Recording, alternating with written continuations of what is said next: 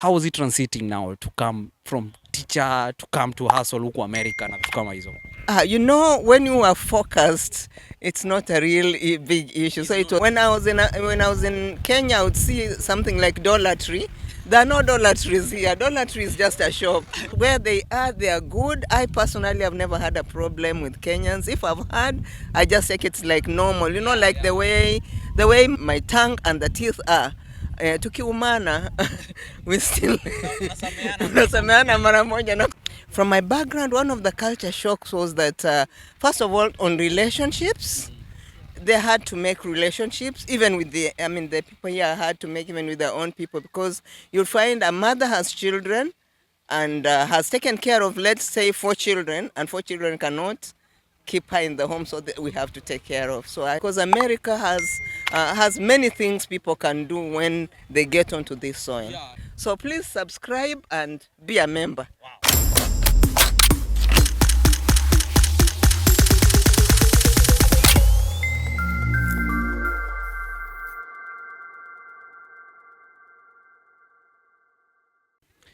Yeah, mambo vipi ladies and gentlemen, karibuni sana ndani ya Mkenya Marekani. Leo tumetembea hapa Tulip na tuko na Wakenya mbalimbali na kuna Mkenya ako hapa hivi, wachaji introduce kwanza. Hali, jina yako nani? Jina langu Margaret. Yeah.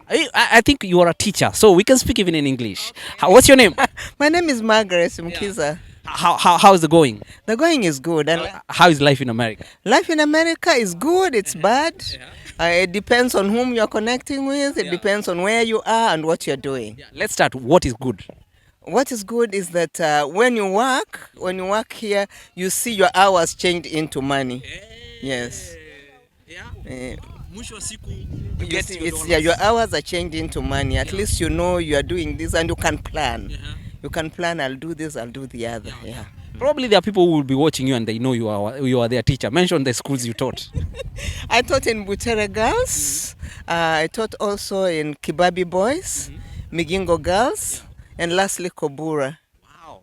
How is it transiting now to come from teacher to come to hustle huku America na vitu kama hizo?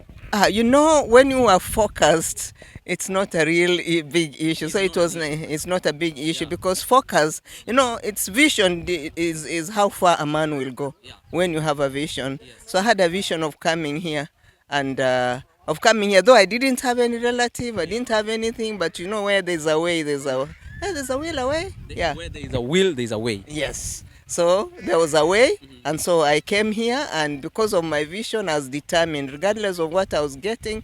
Every hurdle was some, when you have your hurdle, you jump higher. Yeah. So I jumped higher, and I'll keep jumping higher. Yeah. Wow, that's amazing. So what are some of the culture shock that you witnessed when you landed here in America from your background now? From my background, one of the culture shocks was that, first of all, on relationships, they had to make relationships, even with the people here had to make even with their own people, because you'll find a mother has children and has taken care of, let's say, 4 children, and 4 children cannot keep her in the home, so that we have to take care of. So I was finding that a little bit too hard for me to take in. Yeah. And I also realized that also here, much as we say we have people living in the streets, even here, I was surprised, I was shocked. Yeah, there's some people who can also live in the streets. Like homeless people. Yeah, the homeless people. Yeah. Do you feel there is something that probably they could do ama ni kujitakia? Because I feel that this country is blessed. If we can come from elsewhere and make it from the law, maybe because of being choosy, but I believe if they just took some time, they can focus and do something, because America has many things people can do when they get onto this soil. Yeah. Wow, that's a very noticeable. When you come and see that, that's a picture we don't get when you're in Kenya. We always see that America is made of street of golds. Hakuna watu homeless, hakuna mashida. This America, you just work. There's nothing. Okay, when I was in Kenya, I would see something like Dollar Tree. There are no Dollar Trees here. Dollar Tree is just a shop. It's a shop. It's not where you get your Hapa ni kazi, and you have to get real time. You have to create time. You have to plan when you'll be free. You cannot just say tomorrow I'll go somewhere. You plan, you take a vacation. Even one day in Kenya, we would hang. It's just easy. Saturday, Sunday, if you're a teacher, you are free. But it is not like so here. Here, you plan on how you will be out. You plan on how you'll go to work. You plan everything.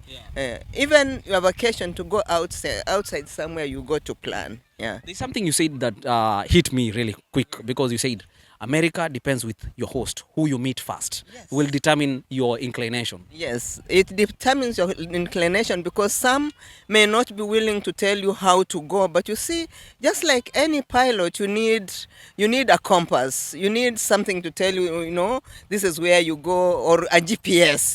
They should act actually as a GPS, but sometimes either the reading or the network here, or sijui ni namna gani, but you just find they don't tell you how to go. So if you get people who tell you how to go and how to move, it is faster. It is faster. It's just like the Bible, when Jesus says, I know where I'm going. I'm the way. So if there's somebody to show you the way, then you know where to go. But if you go anywhere where you go in bits, where you have to navigate by yourself, it takes longer. And somebody says if you want to go for a long distance, you go with people. So if there are no people to go with you, then you might not go long, and you might even be frustrated and even feel like going back. But if you get somebody who shows you, then it becomes good, much as it will be hard, but it's made easier and you can go. Did you land in Washington first, or what made you to make that decision to stay in Washington? What is good in Washington? I came to Washington because that's where I had one friend. Who brought me, who took me in. So that's why I was here. See, when you don't have friends, you go where you are friends, where you're accepted. So I had a friend here, and she's the one who showed me. Wow, that's amazing. What about now meeting Kenyans? In our busy schedule, America, life can be very fast. Yes. But in the midst of that, finding Kenyans to even come to a trip like this, how do you feel? I feel good. I've met them in church. Like one of the people, the organizers, I worked with her in a facility. I mean, in an agency. So I was just calling her to know how she is also, and she tells me, "Oh, we are going out." I said, "Can't I also come?" And then she says yes. And I've met others also. We met, and it's been a very nice meeting place. If you are in this place and you need to meet people, you go to social places. For example, where there are churches, you can meet churches. In churches, you can meet people online. Like we have a group, 𝐭𝐴𝐻𝐻 North. Yeah. You have that group, and the ones you meet at work. If you're good at making friends, it's easier. They say there's so much loneliness here and also depression. What do you do to keep yourself sane among the busy schedules? First, I've never thought I can even get that depression, because one, I'm good at making friends, and I read, I listen to music, I dance. I'm a member of a church and member of several groups. So they give me a way in which to socialize with them. So you are saying no man is an island. We have to have at least accountable people to have your back. Precisely. We shouldn't. God did not create us like that. We are social, so we should be social beings. Yes. Because sometimes when we come here, we adapt to the American life and forget our roots pale ndani. Unaanza kusema mimi sitaki maisha ya Kenya, sitaki nini. Talk to those people.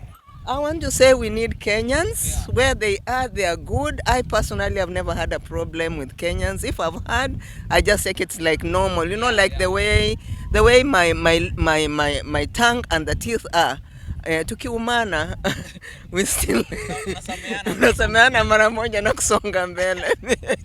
So that's how I live with them. The way my tongue and my teeth live, that's how I would like to live with my fellow Kenyans. Yeah. Wow, that's fantastic. So kukitokea hizi trips zingine unataka kukuja tena ili tutoe hiyo stress, ndio? Yeah. Umejifurahia sana? Nimefurahia sana, nimecheza, nimeruka, nimefanya kila kitu, and believe me, I'm going to the next one. Sawa. So ambia watu wa subscribe ndani ya Mkenya Marekani, na pia usalimie watu wa kwenyu. Okay. Ningependa kuambia kila mtu asubscribe kwa Kenya Marekani.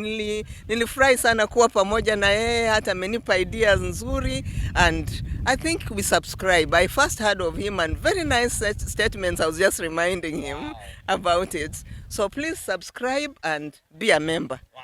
Yeah. Thank you so much. God bless you. Tuonane, tuko ndani ya Mkenya Marekani. So watch this story, na umesahau kusalimia watu wako kwa sababu watakuona. popote mlipo, America, Kenya, Vihiga, all those places. Na wasalimu wote. God bless you. I love you. Asante sana. God bless you. If you're new here, consider subscribing, liking and share. Na kama uko na story, let us tupige to motivate watu wetu.